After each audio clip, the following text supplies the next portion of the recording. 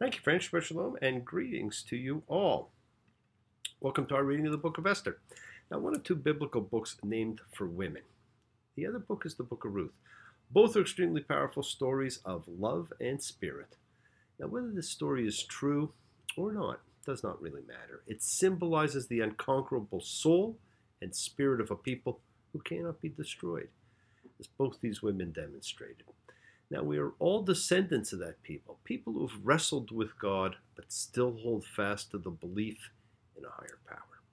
Now, we all learn the basic story as children, but it, like all other tales, has surprising parts. And like most ancient stories, it's part fable, part history. And I love when history comes alive. Now, it takes place shortly after the story of the 300 Spartans took place. It's a miracle story, and we all love miracles. And this one occurred, hundreds of years before the miracle festival we celebrate each year, the miracle of Hanukkah, or rededication. So it is a pretty old story. Now, the megillah Esther, or Book of Esther, became the last of the 24 books of the Hebrew Bible to be canonized by the sages of the Great Assembly, which was a holy council of about 120 scribes, sages, prophets, from the Second Temple period through to the Hellenistic period, and it comprised some pretty famous people: Zechariah, Ezra, Daniel, Nehemiah, Zerubbabel, kind of like a who's who of Second Temple biblical lore. And it's believed it was they who introduced the Feast of Purim to the established holy days of the calendar that existed already. Now, according to the Talmud, it was a redaction. Now, there's a term we hear a lot of these days, or edit, of an original text by Mordechai. Now, it's usually dated to the 4th century before the Common Era, which actually fits with the days of Xerxes I, who was the king during the story, and he came to the throne around 486 before the Common Era. Now, it, like so much of the Torah, seems to have been edited from different sources, and it's told in 10 parts that are put together. Now, there are Greek versions, Hebrew versions, Latin versions, and there are even Coptic and Ethiopian versions. Each are different. And so, you see, there's no one simple book of Esther, and there is no unedited version that we have to look at as our original. Now, like all good stories, there's a hero and a heroine, our protagonists, faced with a conflict that they must resolve. And of course, there's an antagonist, the obstacle to be overcome. And our characters in the story are not Hebrew, but Babylonian, with very interesting Babylonian names. Now, the writer chose a Babylonian king and queen of the gods, Marduk and Ishtar, right? And he turned them into Mordechai and Esther. The story as we know it comes from the time of the first exile in Babylon, which resulted in much cross-cultural pollination between the Babylonian and Assyrians and the Jews. So the calendar is the same. The name's the same. Many of the stories are the same that came back when the people came back from the first exile. Now, because this was a story believed to have been written by a participant, Mordechai, there was, of course, a rabbinic determination that everyone is obligated to listen to a live reading of the megillah on Purim. Now, some do, most do not. It's written in Hebrew. Some understand it, and again, most do not.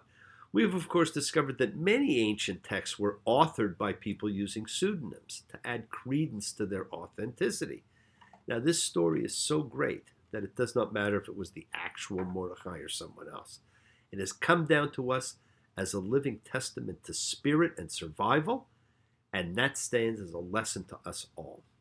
And perhaps one of the most interesting things about it is the book of Esther is a non-religious diaspora story about and presumably for Jews in the first diaspora during the Persian exile.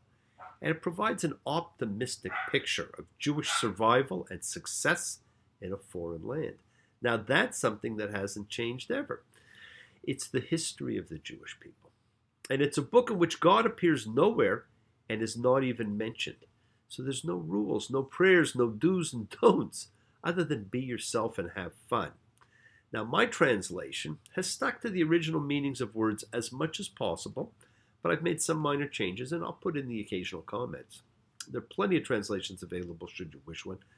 I do encourage everyone to go to listen at some point in your life to a reading in a synagogue where the cantillation is a language unto itself. The ritual chanting of biblical Hebrew is music, my friends.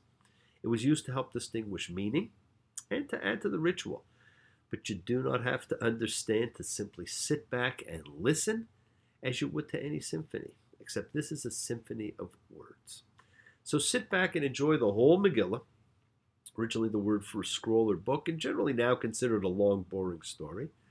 But not in this case, and I'll try and make it not so long and boring. It's a story that has some interesting twists and fascinating characters.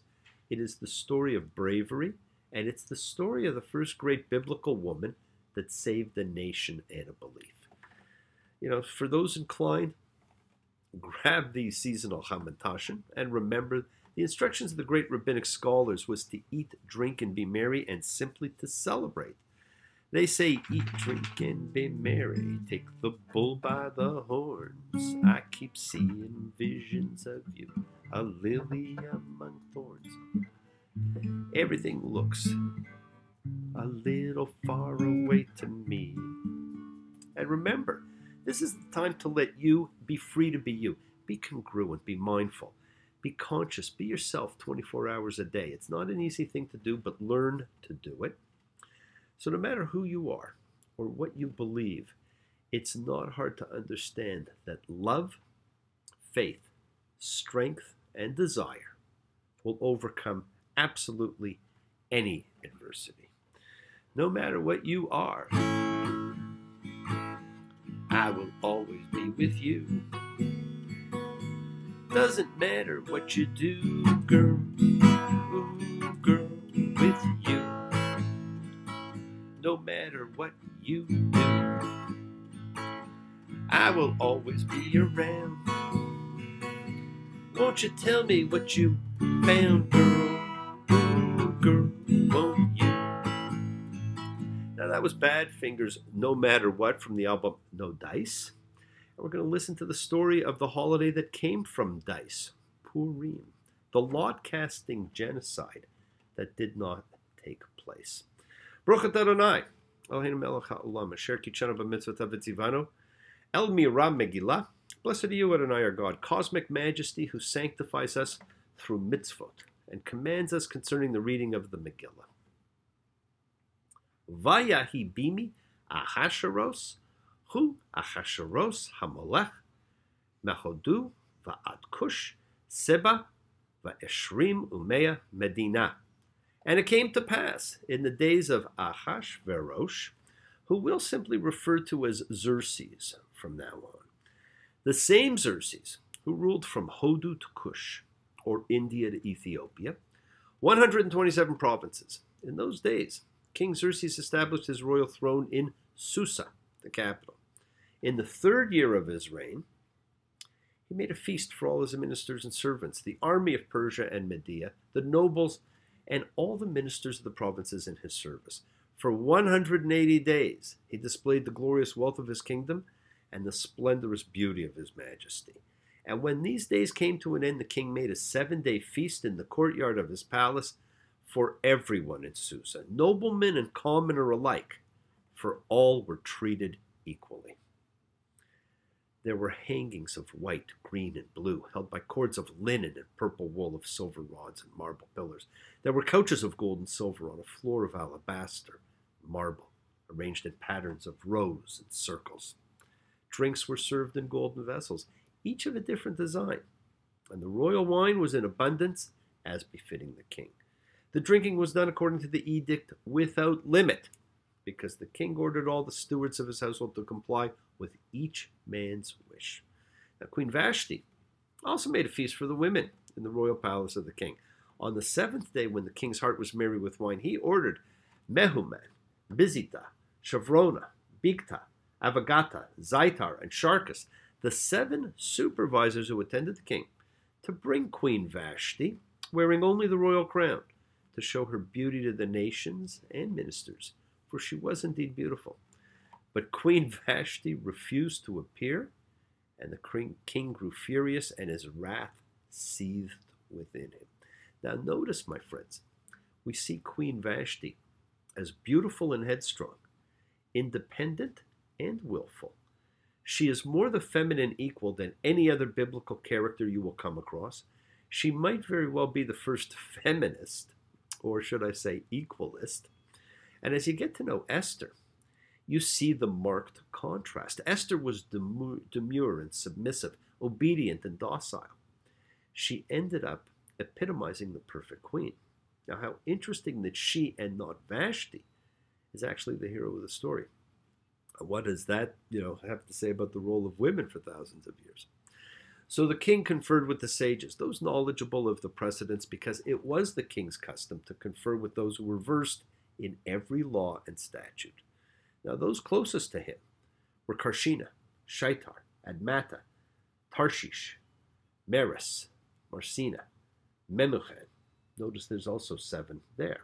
These were the 7 ministers of Persia and Media who had access to the king and ranked highest in the kingdom. And he asked them, by law, what should be done with Queen Vashti for failing to obey my order?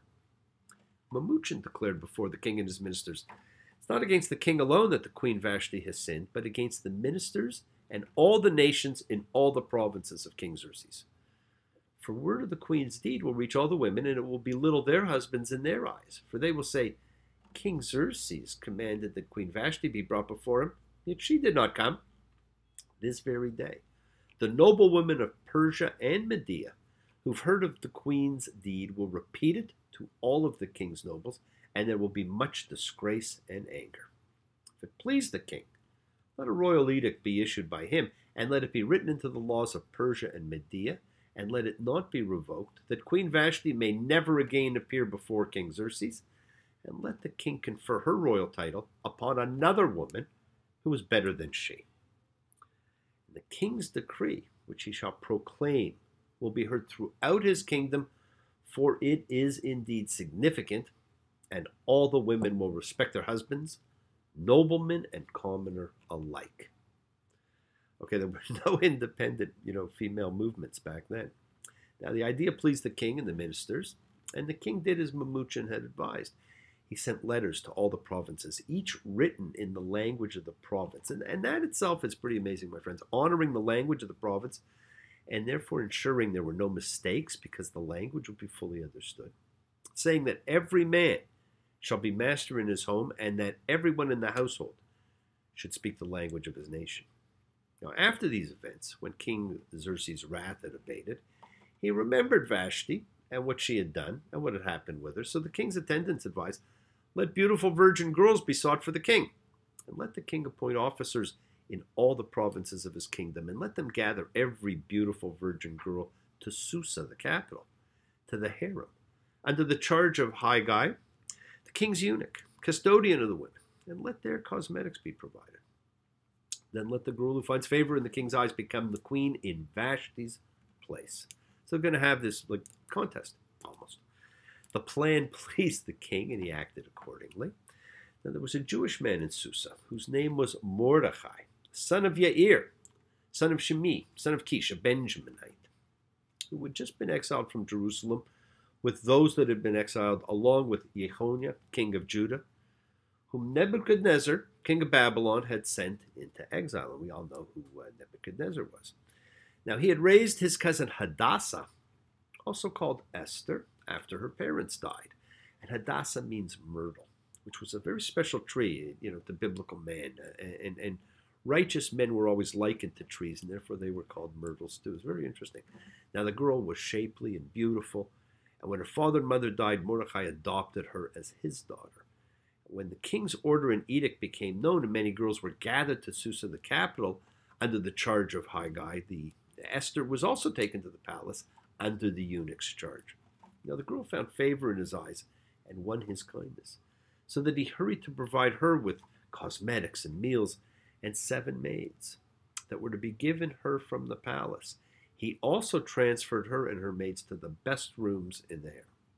Now, during this entire time, Esther did not divulge her race or ancestry, for Mordecai had instructed her not to tell.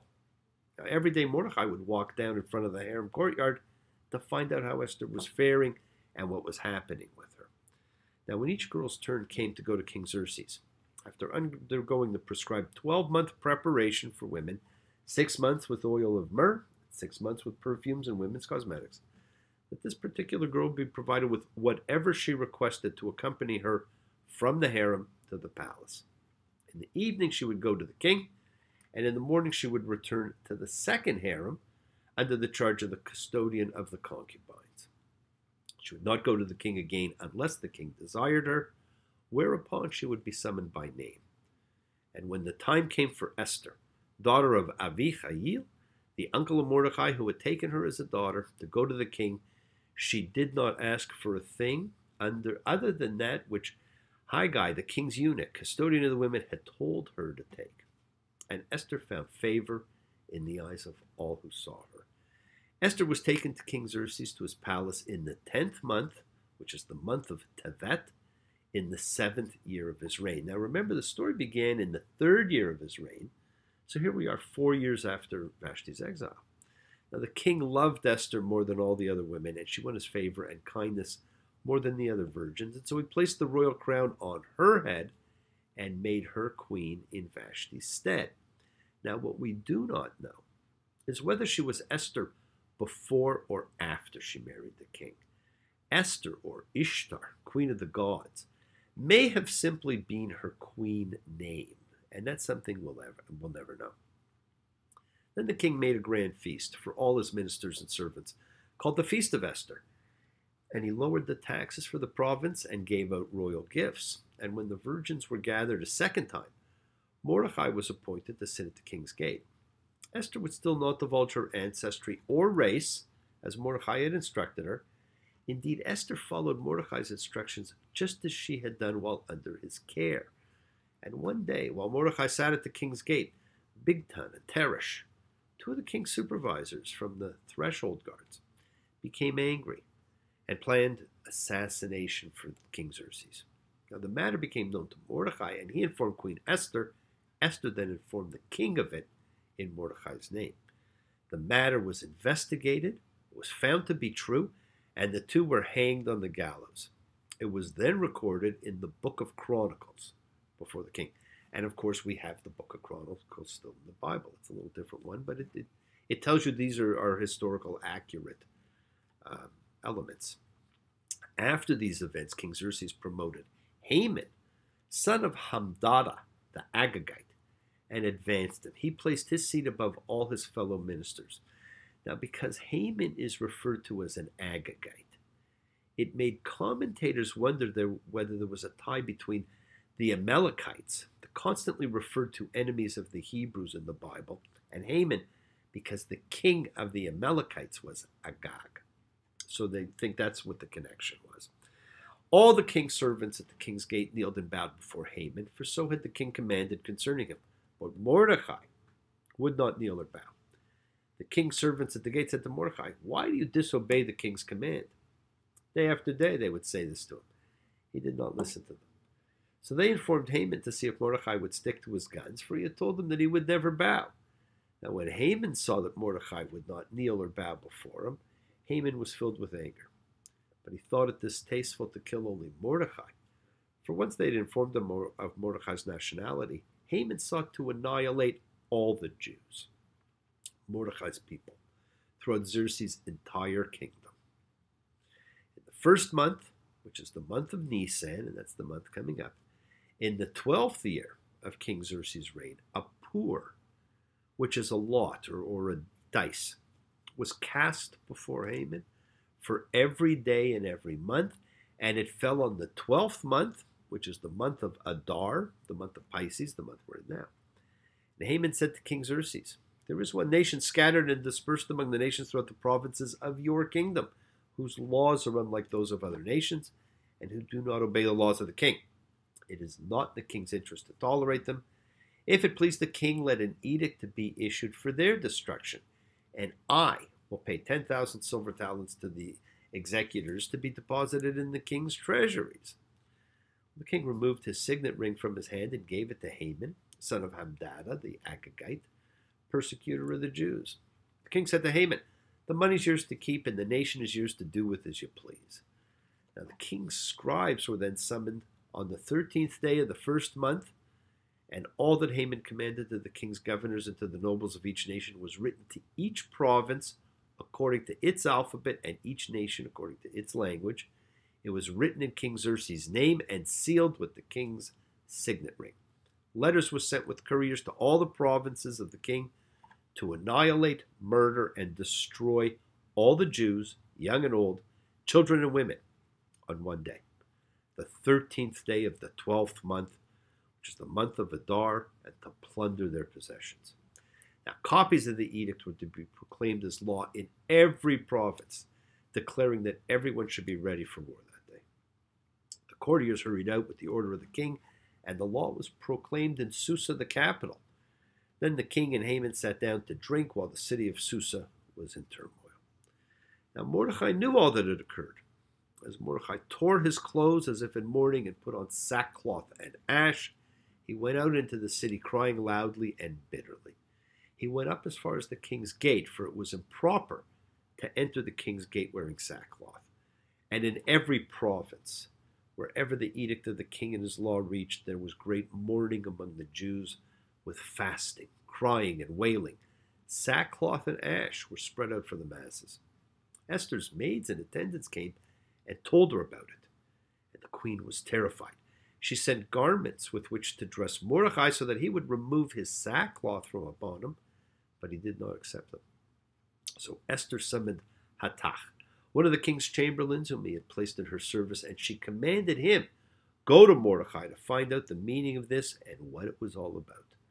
Well, Hathach went out to Mordecai to the city square that was in front of the king's gate, and Mordecai told him all about what had happened and about the sum of money that Haman had promised to pay to the king's treasuries for the right to destroy the Jews. He also gave him a copy of the law that was proclaimed in Susa, calling for their annihilation, to show Esther and to tell her about it, and to instruct her to go to the king, to beseech him, and to plead with him on behalf of her nation. Hathach went and relayed the words of Mordecai to Esther, and Esther told Hathach to tell Mordecai, all the king's servants and the people of the king's provinces know that any man or woman who goes to the king and enters the inner courtyard without being summoned faces execution, unless the king extends his golden scepter, granting them life. And I have not been summoned to come to the king for 30 days now. Well, they went and they relayed Esther's words to Mordecai, and Mordecai said to go tell Esther, do not think you will escape the fate of all the Jews by being in the king's palace. For if you remain silent at this time, relief and salvation will come to the Jews from another source.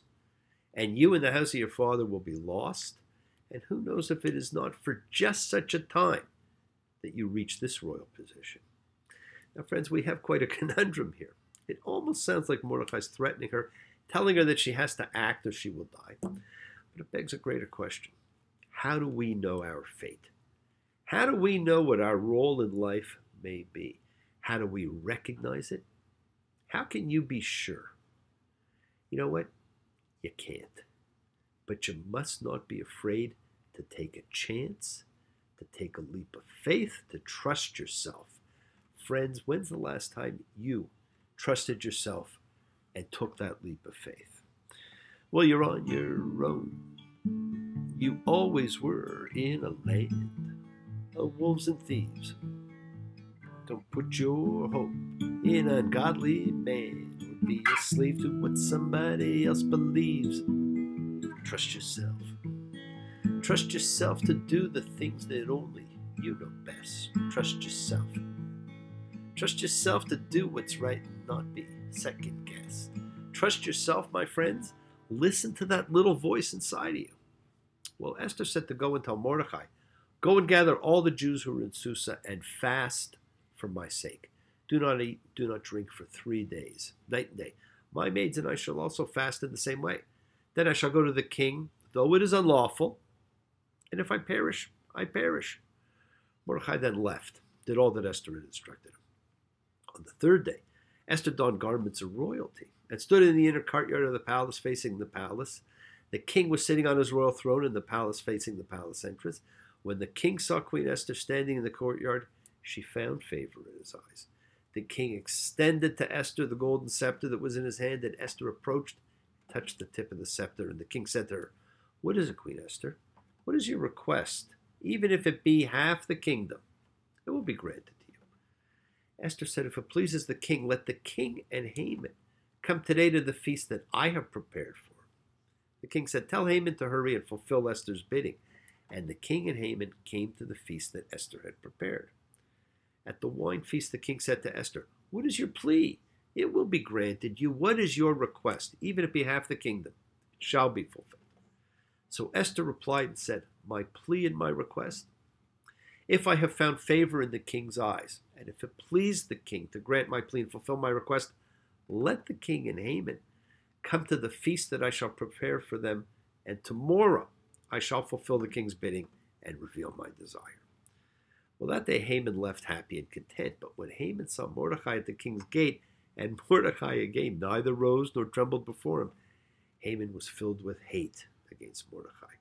So Haman restrained himself. He went to his house, and he sent for his friends and for his wife Zeresh. Haman told them of his glorious wealth, his many sons, and all about how the king had promoted and raised them above the king's ministers and servants. And then Haman said, "In addition, along with the king, Queen Esther invited only me to the feast that she prepared. Tomorrow also I am invited to her feast along with the king. Yet all this is worthless to me whenever I see Mordecai the Jew sitting at the king's gate." Now this, my friends, is a warning about ego. He just can't get over it. His ego demands everyone bow. Then his wife Zeresh and all his friends said to him, "Have gallows erected 50 cubits high, and tomorrow tell the king to have Mordecai hanged on it. Then you'll be able to go in good spirits with the king to the feast." Well, Haman was pleased with the idea, and he erected the gallows. Now, that night, the king couldn't sleep. So he ordered that the book of records, the Chronicles, be brought to be read to him. And it was found that Mordecai had informed on Bigtan and Teresh, two of the king's chamberlains from the threshold guards who planned to assassinate King Xerxes. And the king asked, "What splendor and honor has been accorded to Mordecai for this?" "Nothing was done for him," the king's attendants replied. "Who's in the courtyard now?" asked the king. And just then, Haman had come to the outer courtyard of the king's chambers to tell the king to hang Mordecai on the gallows he had prepared for him. "Haman is standing in the courtyard," the king's attendants answered. "Let him come in," said the king. Haman entered, and the king said to him, "What should be done for a man whom the king wishes to honor?" Now Haman said to himself, "Wow, who would the king wish to honor more than me?" Again, the ego leads to jumping to conclusions. And we're all pretty good at that.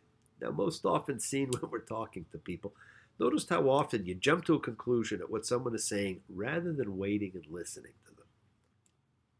So Haman said to the king, "For a man whom the king wishes to honor," thinking it was for him, "let them bring a royal garment that the king has worn, and a horse upon which the king has ridden, and upon whose head the royal crown has been placed.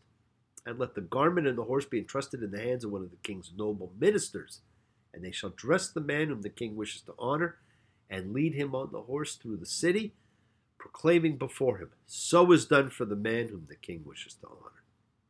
Now the king said to Haman, "Hurry, take the garment and the horse, just as you have said, and do just so for Mordecai, the Jew who sits at the king's gate. Do not leave out a thing from all you suggested." Wow, talk about instant karma. It's like a Twilight Zone episode. Can you imagine how Haman must have taken that news? So Haman took the garment and the horse and dressed Mordecai, and he led him through the city square and proclaimed before him, "So is done for the man whom the king wishes to honor."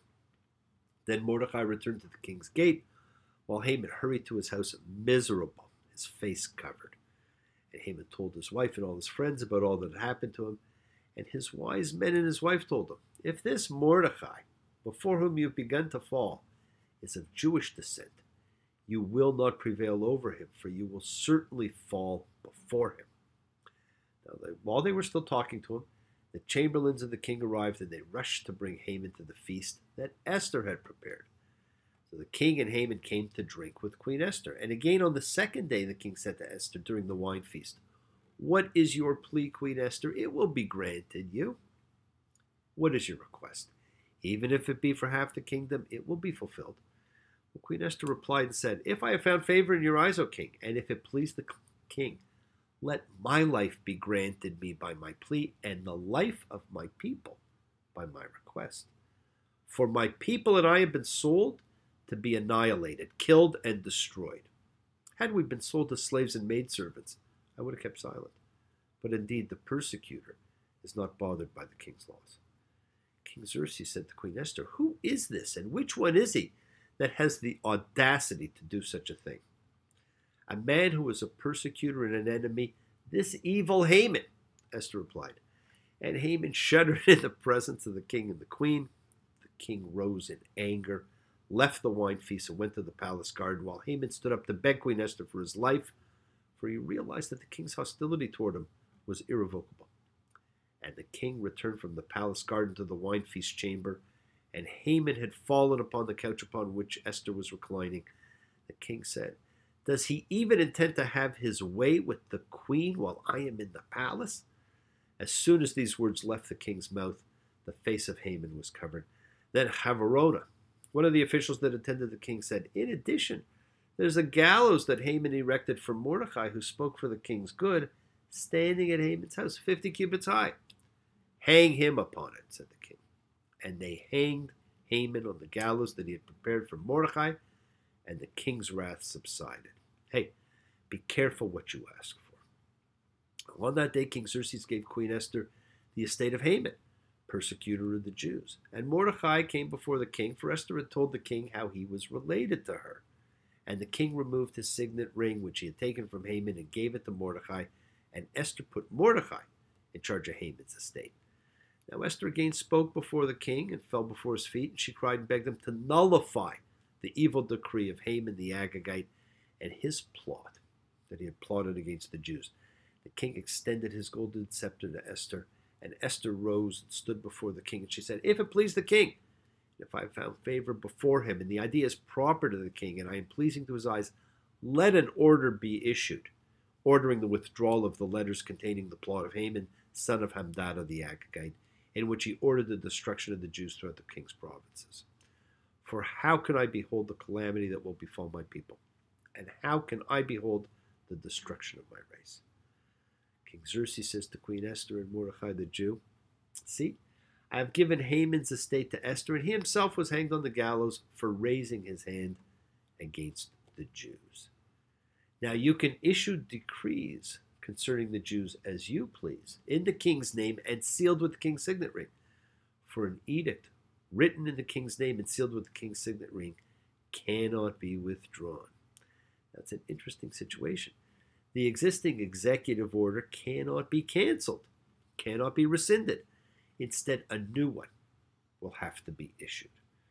So the king's scribes were then summoned in the 3rd month, which is the month of Sivan, on its 23rd day. And the edict was written according to all that Mordecai instructed the Jews, the satraps, the governors, the nobles of the provinces, from India to Ethiopia, 127 provinces, each province according to its alphabet, and to each nation according to its language, and to the Jews according to their script and language. He wrote it in King Xerxes' name and sealed it with the king's signet ring. He sent the letters by couriers on horseback and riding mules, bred of mares from the king's stables, saying that the king had allowed the Jews of every city to gather and stand up for their lives, to annihilate, kill, and to destroy every army of any nation or province that might attack them, including their children and women, and to plunder their possessions. On one day, in all the provinces of King Xerxes, on the 13th of the 12th month, which is the month of Adar. I still don't simply understand why not issue a new order that the Jews were to be left alone. It's just a new order. It's not canceling one. Well, copies of the edict were sent to be proclaimed as law in every province, clearly to all the nations, so that the Jews would be ready for that day to take revenge upon their enemies. The miracle, as most think of this holidays, is that the genocide was canceled, but that doesn't really seem to be the case, because it wasn't really canceled. It was just they were told to protect themselves and to fight back. Now the couriers and riding mules from the king's stables left urgently and hurriedly with the king's edict, and the law was proclaimed in Susa, the capital. And Mordecai left the king's presence wearing a royal garment of blue and white, a large golden crown, and a shawl of fine linen and purple wool. and the city of Susa celebrated and rejoiced. For the Jews there was light and happiness and joy and glory. And in every province and city to which the king's edict and law reached, there was happiness and joy for the Jews, a celebration and a holiday. Many of the Gentiles converted to Judaism for fear of the Jews had fallen upon them. Fear. The great insidious enemy of us all. It's so different from subsequent history when the Jews were forced into conversion to save their lives. On the 13th day of the 12th month, which is the month of Adar, when the time for the carrying out of the king's edict and the law had arrived, on the day the enemies of the Jews had thought they would dominate them, the situation was reversed. The Jews dominated their enemies. The Jews gathered in their cities throughout the provinces of King Xerxes to attack those who sought to harm them. No man stood in their way, for fear of them had fallen upon all the nations. And all the ministers of the provinces, the satraps, the governors, and the king's functionaries honored the Jews, for fear of Mordecai had fallen upon them. Now notice, my friends, fear keeps coming into play here. It is the great enemy of mankind, an underlining theme throughout the entire Bible. Fear. We have to learn to overcome our fear. All fear is man-made. Mordecai was prominent in the king's palace, and his fame was spreading throughout all the provinces, for Mordecai was growing in power. And the Jews struck all their enemies with the sword, killing and destroying, and they did with their enemies as they pleased. In Susa, the capital, the Jews killed and destroyed 500 men. And they killed the 10 sons of Haman, son of Hamdat, a persecutor of the Jews, but they took none of the spoils. That day the number killed in Susa was relayed to the king. The king said to Queen Esther, in Susa, the capital, the Jews killed and destroyed 500 men and 10 sons of Haman. What have they done in other provinces, the king? What is your plea? It will be granted you. What is your additional request? It will be fulfilled. And Esther replied, if it pleases the king, let the Jews of Susa be allowed to do tomorrow what was lawful today, and let the 10 sons of Haman be hanged on the gallows. Really doesn't make sense because they just killed them. So, you can see this was like put together from another source. Well, the king ordered this done, and the law was proclaimed in Susa, and the 10 sons of Haman were hanged. They should have really re-edited it, but that's okay. So the Jews of Susa gathered again on the 14th day of the month of Adar, and killed 300 men in Susa, but took none of the spoils. And the rest of the Jews of the king's provinces gathered and stood up for their lives to relieve themselves of their enemies, and killed 75,000 of their foes, but took none of the spoils. Now this is the shocking part of the story. What a terrible waste of lives this is all about. They fought on the 13th day of the month of Adar, and they rested on the 14th day, and made it a day of feasting and rejoicing. And so the Jews of Susa gathered on the 13th and 14th of Adar, and rested on the 15th, and made it a day of feasting and rejoicing. Thus the village Jews, those who live in unwalled cities, make the 14th day of the month of Adar a holiday, a day of feasting, rejoicing, and sending portions of food to one another. Now Mordecai recorded these events and sent letters to all the Jews living throughout the provinces of King Xerxes near and far, instructing them to obligate themselves to celebrate annually the 14th and 15th days of the month of Adar, like the days upon which the Jews were relieved of their enemies, and the month which had been transformed for them from one of sorrow to joy, from mourning to festivity, to make them days of feasting, rejoicing, sending food portions to one another, and giving gifts to the poor. And the Jews accepted as an obligation that which they had begun to observe, and that which Mordecai had written to them. For Haman, son of Hamdat the Agagite, persecutor of all the Jews, plotted against the Jews to destroy them, and he cast the poor, which is a lot, to shatter them and destroy them. But when Esther came before the king ordered letters to be written to the effect that Haman's evil plot against the Jews be returned upon his own head, and he and his sons were hanged upon the gallows. For this did they call the days Purim, after the poor, because of all the events of this letter, which explains what happened to them and why they saw fit to establish the holiday. The Jews established and accepted upon themselves and upon their descendants and upon all who might convert to their faith to annually celebrate these 2 days in the manner described here, on their proper dates, never to be abolished.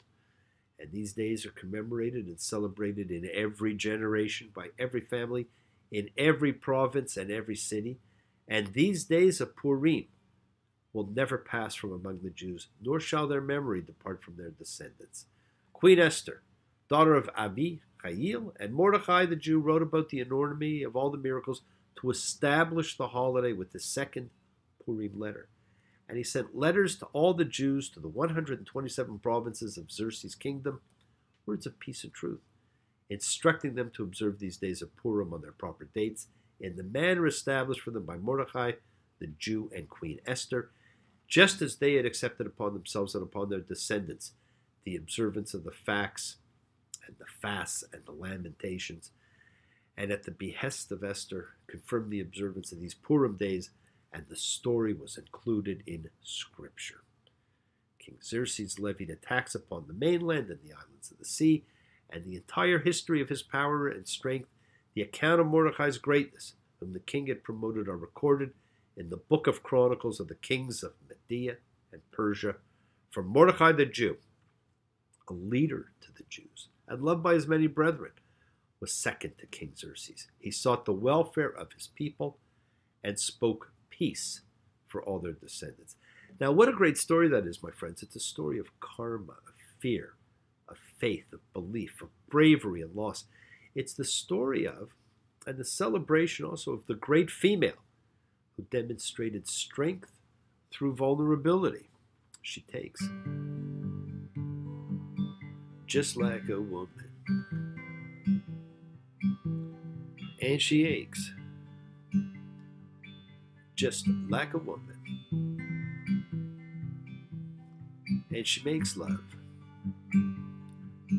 just like a woman,